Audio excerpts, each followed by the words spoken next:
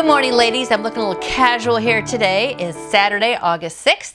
Just did my 1 mile walk and I'm about to go to Zumba for an hour. So I just want to encourage you all to try to walk every day if you can. Did you know that you could walk a half a mile in the same amount of time it takes to play all 3 of my devotions? Did you know that? You could walk the other half of the mile and pray. That would give you a 1 mile walk for your body and 3 devotions for your heart and praying time with God. Wouldn't that be awesome?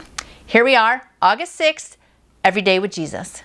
Commandments or traditions? The verse is Mark 7, verse 9. And he said to them, "You have a fine way of setting aside the commands of God in order to observe your own traditions." Let's back up a little bit. Let's start with the beginning of chapter 7. It talks about clean and unclean. The Pharisees and some of the teachers who had come from Jerusalem were gathering around Jesus, saw some of his disciples eating food with hands that were unclean. That is, their hands were not washed. Which we all know with COVID now we wash our hands, right? We were always washing our hands. That's something funny with COVID. I was like, people weren't washing their hands before this? Interesting. But back then, they should have washed their hands. So they're talking about all the laws and traditions that they have. So now let's go to verse 9. And it says, Jesus said to them, "You have a fine way of setting aside the commands of God in order to observe your own traditions."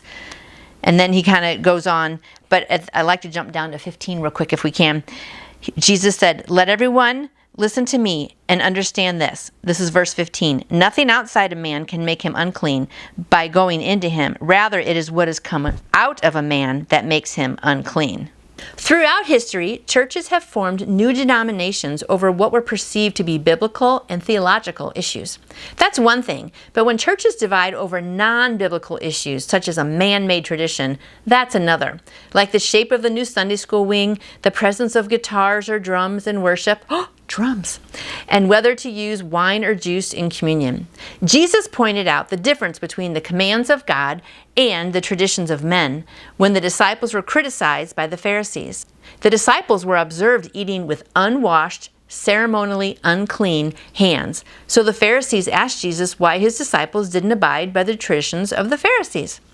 And Jesus made it very clear. The commands of God are one thing. The traditions of men, like the Pharisees' rules and regulations, were another. For example, the command of God is to love one another. John 13:34.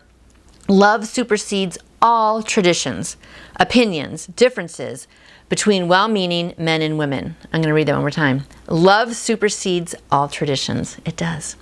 If you have a difference with another person, especially if the other person is a believer, make sure your view is God's view and not your own. Don't let non-biblical traditions rule the day. Let love be the pathway to compromise and reconciliation. I think that is so good and so true. I've seen, church meetings where people are arguing, should the coffee pot percolate or drip? I don't even drink coffee, but people get so upset about all these little tiny things. We just need to focus on the big thing. God saved us. We're sinners. We need a Savior. Let's just get more people to know about Jesus, ladies. That's what we're doing here. Focus on the big things, and remember, it has to be something that God commanded if you're going to fight for it, not a man-made tradition. So that was inspiring today. Go take a walk. Talk to you later. See you tomorrow.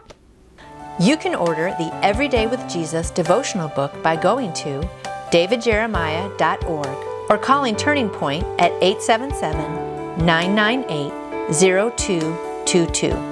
And I would love to answer any questions you may have about faith in Jesus.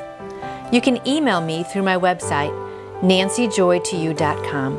I hope you go out and shine for Him today. See you tomorrow.